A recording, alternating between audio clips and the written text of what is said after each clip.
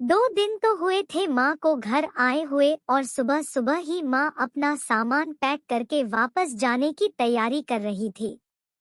ऐसे ही तो ना आई थी माँ बेटे के घर। आने का कारण भी खास था। बहू की डिलीवरी हुई थी और दादी बनने का नसीब मिला था माँ को। माँ दौड़ी दौड़ी खुशी खुशी अपने कॉलेज से छुट्टियां लेकर आई थी अपने पोते का मुंह देखने के लिए। एक बड़े कॉलेज में लेक्चरर होने के बावजूद माँ की सोच अभी भी ऑर्थोडॉक्स टाइप की थी, जो पहले से यह सोच कर बैठी थी कि पोता होगा तो अच्छा होगा। माँ के अरमानों पर तब पानी फिर गया जब बहू ने बेटे को नहीं बेटी को जन्म दिया। हालांकि माँ यह सब अपने चेहरे पर दिखाना नहीं चाहती थी, लेकिन उनका बर्ताव सारी बातें बयां कर रहा था। माँ को वापस जाने की तैयारी करता देख बेटा माँ के पास आया और माँ से बोला, माँ 2 दिन तो हुए हैं तुम्हें आने को और तुम जाने की तैयारी कर रही हो। अरे बेटा, तुम तो जानते ही हो कॉलेज फिर से शुरू हो गए हैं। तुम्हारे पापा और मेरे लेक्चर फिर से शुरू करने पड़ेंगे। ज्यादा छुट्टियां भी तो नहीं ली थी मैंने, जाना तो पड़ेगा।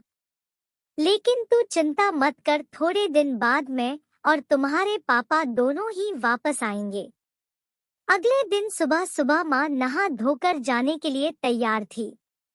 बेटा किचन से चाय बनाकर माँ को देता है। माँ बेटे को बहू और पोती के बारे में पूछती है। बेटा कहता है दोनों सो रहे हैं।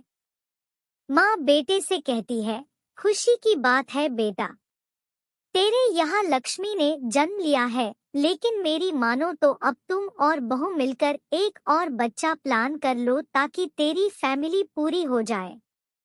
हो सकता है मेरी बातें तुम्हें पुराने जमाने की लगे, लेकिन थोड़ा प्रैक्टिकल होकर सोचो।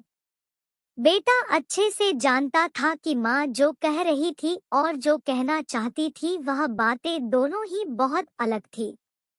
बेटे ने अपने जेब से अपना मोबाइल फोन निकाला और उसमें कई मैसेजेस माँ को दिखाए और बोला, देखो माँ, तुम्हारी बात तुमसे पहले यह दर्जनों लोग मुझे मैसेज में कह चुके हैं।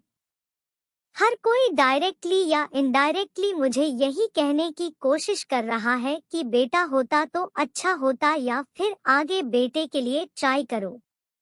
माँ, तुम चाहे मुझे जो भी समझाने की कोशिश करो, लेकिन मैं यही कहूँगा कि तुम और पापा दोनों ही अभी भी पुरानी सोच को पकड़े हुए हो।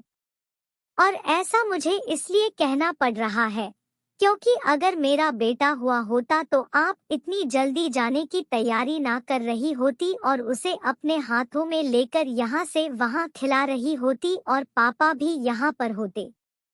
21वीं सदी में जी रहे हैं हम, फिर भी ऐसी मान्यताएं, और आप दोनों से मुझे यह उम्मीद ना थी। आप हजारों बच्चों को लेक्चर देते हो और खुद इस तरह के विचार रखते हो। अगर आप ऐसा मानते हो कि बेटा और बेटी दोनों होंगे तभी फैमिली कंप्लीट होगी, तो मेरे एक सवाल का जवाब दीजिए कि मैं अकेला क्यों हूँ? मुझे कोई बहन क्यों नहीं है? माँ के पास बेटे के सवालों का कोई जवाब न था। वो अपनी नजरें झुकाए वहां से चली गई। बेटा अपनी माँ से बहुत प्यार करता था, वह बिल्कुल उनका अपमान करना नहीं चाहता था, लेकिन गलत विचारों का समर्थन करना भी उसे ठीक नहीं लगा। यह सारी बातें बहू ने भी सुन ली थी। बेटे ने उसके पास जाकर उसका उतरा हुआ चेहरा देखकर उसे समझाते हुए कहा, देखो चारों, तुम्हें माँ की बातों से या किसी और की बातों से परेशान होने की जरूरत बिल्कुल नहीं है। मुझे कोई फर्क नहीं पड़ता कि मुझे बेटा हुआ है या बेटी, मेरे लिए यही बड़ी बात है कि मेरी बेटी स्वस्थ है और खुश। चारों बोली, मैं माँ की बातों से या किसी और की बातों से बिल्कुल परेशान नहीं हूँ, लेकिन हाँ, मैं परेशान जरूर हूँ। मैं एक समाज सेविका हूँ और मैं हर दिन कई लड़कियों से मिलती हूँ। अचरज की बात है कि मुझे आज तक एक भी लड़की ऐसी नहीं मिली जो कहती हो कि लड़की होने की वजह से उसे अलग तरीके से ट्रीट ना किया गया हो या कुछ सहना न पड़ा हो। मैं खुद एक औरत हूँ और इस बात का अनुभव मैंने भी किया है। और अब जब हमारे घर में भी एक लड़की ने जन्म लिया है तो मैं परेशान हूँ। पति अपनी पत्नी को समझाते हुए कहता है। कल्पना चावला, रानी Lakshmibai, PV Sandhu, Pratibha Patil, mother Teresa, Kiran Bedi. List इतनी लंबी है कि कभी खत्म ही ना हो। क्या इन सब ने यह सब फेस नहीं किया होगा? जरूर किया होगा, लेकिन उन्होंने दुनिया को जो साबित करके दिखाया है और जिस मुकाम पर वे पहुंची है, वही हर लड़की को हौसला देने के लिए काफी है।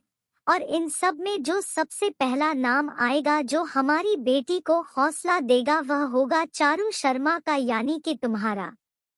हमारी बेटी की हिम्मत और ताकत बनोगी तुम। दोस्तों, सिर्फ महिला दिवस मनाने से या देवियों की पूजा करने से लड़का लड़कियों में समानता नहीं आएगी। यह समानता तब आएगी जब हम अपने विचारों को जड़ों से बदल पाएंगे।